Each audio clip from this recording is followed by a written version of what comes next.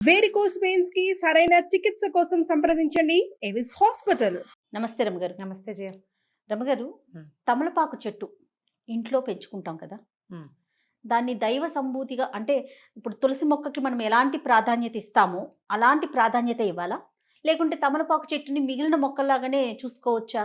ఎందుకంటే మా ఇంట్లో ఉంది రమగారు, నేను కొన్ని ప్రశ్నలు విన్నా. ఎప్పుడు పడితే అప్పుడు తమలపాకులు తెంచకూడదని, కొయ్యకూడదని, దేవునికి మాత్రమే నైవేద్యం పెట్టాలని, తీసుకొని మనం నోట్లో వేసుకోకూడదని. తమలపాకులు వేసుకోరా? నాకు అర్థం కాలేదు రమ్మగారు. ఒకవేళ పెంచేటప్పుడు అలానే చెయ్యాలా? కాదు జయ, ఎలా అంటే ఇవన్నీ పిచ్చలు ప్రబలిపోవటం అంటారు దీన్ని. సరిగ్గా చెప్పాలంటే అంతే. తమలపాకు ఇప్పుడు మనకి దేశమంతా అన్ని ఊళ్ళలోనూ నర్సరీలు వచ్చేసినాయి. ప్రతి చోట ప్రతి మొక్క దొరికే అవకాశం వచ్చింది. ఇళ్ల దొడ్లల్లో, వరండాల్లో, వాకిళ్లల్లో పెంచుకునే మొక్కలు వేరేగా ఉండేవి. తమలపాకు తీగలు ఇది గోదావరి జిల్లాల వైపు ఇళ్లల్లోనే కనపడతాయి. తమలపాకు తీగ అది తీగగా ఉంటుంది కదా, దానికి ఒక పెద్ద చెట్టు ఆసరా ఉంటే చల్లగా ఉండాలి దానికి. అసలు అందరిని మా చిన్నప్పుడైతే మా ఊళ్ళో ఒక్క తమలపాకు చెట్టు లేదు జయ. మా చుట్టుపక్కల ఎక్కడ తమలపాకు మొక్కలు మేము చూడాల. అవి వేరే చోట నుంచి వచ్చేవి. దానికి కొంచెం ప్రత్యేకమైన వాతావరణం కావాలి. అట్లా పొడుగాడు అవిసె మొక్కల పక్కన వీటిని పెట్టేవాళ్ళు. కొబ్బరి చెట్ల దగ్గర పెడితే ఇది పోయి దాన్ని ఆనుకుని తీగలు సాగుతుంది. తమలపాకు దేవుడి చెట్టు అని ఎవరు చెప్పారు? అసలు ఎక్కడి నుంచి పుట్టింది అది? మనం దేవుడి వృక్షాలు, దైవతా సంబంధమైన వృక్షాలు, నక్షత్ర వృక్షాలు ప్రత్యేకంగా ఉన్నాయి మనకి. మనం దేవతా సంబంధమైన వృక్షంగా తులసిని పెట్టుకుంటాం. అవును. ఆ తులసి ప్రత్యేకత ఏంటంటే ఆవిడ విష్ణు మానసంలోంచి పుట్టింది, బృందాదేవి వల్ల పుట్టింది. ఈ పురాణ గాథలన్నీ పక్కకు పెడితే తులసి రాత్రిపూట కూడా కార్బన్ డైఆక్సైడ్ని విడుదల చెయ్యదు. అవును. అందుకని ఇంటి ఆవరణలో ఉంచుకోండి అని చెప్పారు. దాన్ని ఎలా చేశారంటే తులసిని ఆవిడ అమ్మ తల్లి కింద, దాన్ని వాడిపోతే కొంపలో ఏదో అయిపోతుంది, కొంప మునిగిపోతుంది సంగతులండి.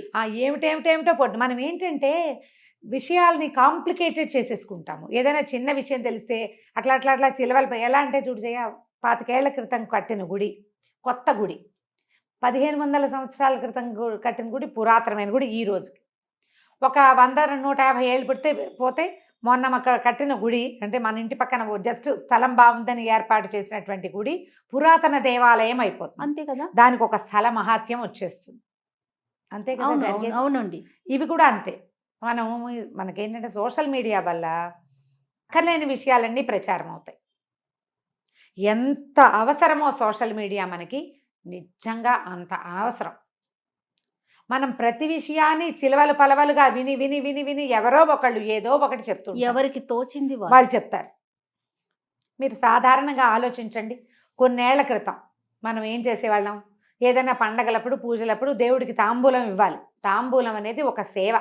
ఆయనకి, భగవంతుడికి షోడశోపచారాల్లో తాంబూలం ఒక సేవ.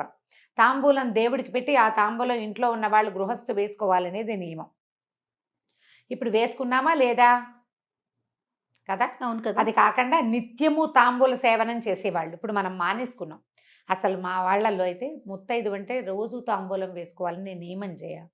మధ్యాహ్న భోజనం అయ్యాక ఖచ్చితంగా ఆడవాళ్ళు తాంబూలం వేసుకోవాలి. ఎందుకో చెప్తాను.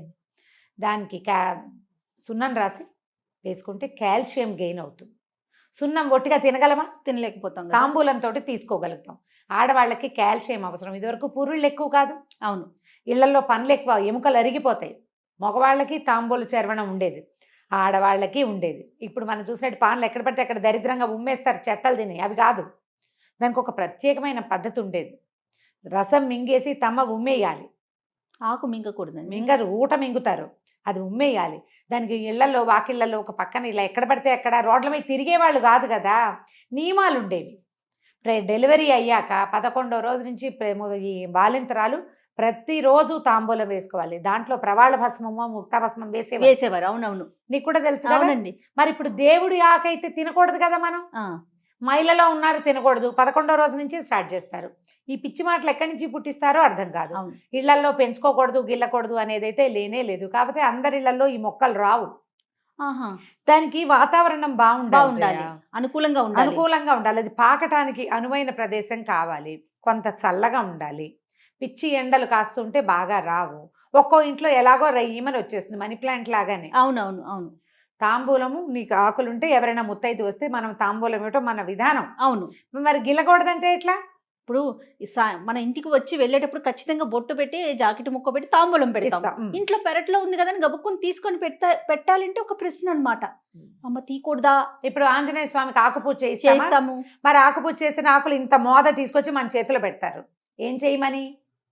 పారేమనే కాదు కదా. నిర్మాల్యంగా దాచుకోమనే కాదు. తలా ఒక 4 ఆకులు ఇస్తే కాస్త సున్నం రాసుకుని వేసుకుంటారు.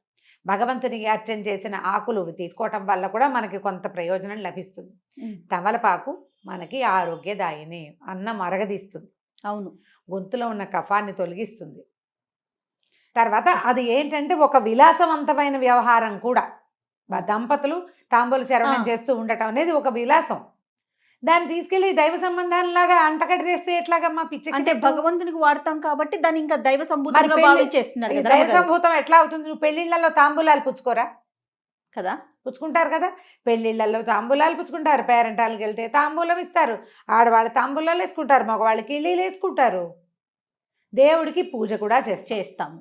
ఒక ఆంజనేయ స్వామికి తప్పిస్తే ఎవ్వరికి తమలపాకులతో అర్చన చెయ్యం. అవును, ఆయనకి ప్రీతి చల్లగా ఉంటుంది తమలపాకుల తోటలో. ఆ చల్లదనానికి ఆయన అక్కడ ఉంటాడని చెప్తారు, ఆయనకి ఇష్టమని. దీన్ని దైవాంశ సంభూతంగా భావించి అది ఉంటే సిరి వస్తుంది, అది ఉంటే గ్రహపీడ ఉండదు, ఇలాంటివి మాత్రం నేను వినలేదు, నాకు నమ్మకం లేదు. గ్రహపీడలు అవన్నీ కూడా ఆకుల వల్ల వేటి వల్ల పోవు, రావు. మన తాలూకు గ్రహాలు మనం పుట్టిన సమయంలో గ్రహాలు ఎట్లా ఉన్నాయో దాన్ని బట్టి మనం పెరుగుతున్న కొందికి గ్రహాల ఆనుకూల్యతో ప్రతికూలతో పెరుగుతుంది. అవునవును. మనం వాటి నుంచి తప్పించుకోవాలంటే నీ బుద్ధి మారాలి, నీ విధానం మారాలి. మీ ఇంట్లో ఓ చెట్టు ఉంటే మారదు. ఆ చెట్టును నువ్వు సంరక్షిస్తే చెట్టుని సంరక్షించిన ఫలితం లభిస్తుంది నీకు. అంతే. గ్రహాలు మారాలంటే గ్రహానికి సంబంధించింది ఏదైనా చెయ్యాలి. మీరు అన్నట్లు బుద్ధి కదా మార్చుకోవాలి. భగవత్ సేవ చేయి, భాగవత సేవ చేయి, భక్తులను సేవించు, గురువుని సేవించు, దేవాలయాలకు వెళ్ళు, పరిసరాలు శుభ్రంగా ఉంచు, ఇతరులతోటి సౌమనస్యంగా ఉండు. పూర్వజన్మ కర్మల వల్ల వచ్చిన ఇబ్బందుల్ని అధిగమించేందుకు ఈ జన్మలో సరైన విధానం పాటించు. మొక్కలు పెడితే రాదు, అది నీ లోపల ఉండాలి. కానీ ఎంత దాకా ఆలోచిస్తున్నారంటే రమ్మగారు, ఈ మొక్కల్ని కూడా ఎటువైపు పెట్టుకోవాలి, ఏ బాల్కనీలో పెట్టాలి, ఏ వైపు బరువు ఉండాలి, అది నియమం చేయాలి. ఇప్పుడు మనం ఇండిపెండెంట్ ఇళ్లలో పాతకాల పెళ్లిలో తూర్పు వైపున ఈ మొక్కలు ఉండకూడదు అంటే కాదు. అవి పొద్దుటి వాటి నుంచి వచ్చే గాలి ఏ సమయంలో వస్తే మంచిదో, అది ఏ పక్క నుంచి వస్తే మంచిదో ఆ వాస్తు లెక్కలు వాటిని మనం కాదనిలేం చేయ, చాలా పొరపాటు.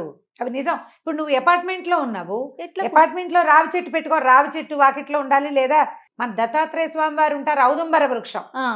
ఆ ఔదుంబరం మహాద్భుత వృక్షం. అంటే అది ఎక్కడైనా ఒక చోట దాని అంతటా అది మొలిస్తే అక్కడ దత్తాత్రేయ సాన్నిధ్యం ఉంటుందని నమస్కారం చేసుకోవాలి. ఆ చెట్టును నువ్వు ఇంట్లో పెంచుకుంటానంటే ఎట్లా కుదురుతుంది? అపార్ట్మెంట్లో అది పెంచలేం కాబట్టి దాన్ని బోన్సాయి చేస్తానంటే, మహావృక్షంగా ఎదగవలసిన చెట్టుని నువ్వు మరుగుజ్జు చెట్టుగా చేసినందుకు ఎంత పాపం వస్తుందయా. ఒక చెట్టు ఎంత గాలినిస్తుంది, ఎన్ని పక్షులకి ఆవాసంగా ఉంటుంది, ఎంత ప్రకృతిని శుద్ధి చేస్తుంది. దానికి అవకాశం లేకుండా నువ్వు ఇంత బోన్సాయిని చేసి ఇంట్లో పెట్టుకుంటావు. ఆ బోన్సాయి చెట్టు కింద కూర్చుంటాడా దత్తాత్రేయ స్వామి వారు? కూర్చుంటానికి అవుతుందా? ఏమిటి చెప్పు, పిచ్చిలు కాదు. అదేనండి, ఒకరి నుంచి ఒకరికి అంటే స్వధర్మే నిధనం శ్రేయ అన్నాడు కృష్ణుడు. మన ధర్మంలో ఉండండి. మన పూర్వీకులు ఈ భగవత్ విషయాల్లో ఏం చేశారో అది చేయండి.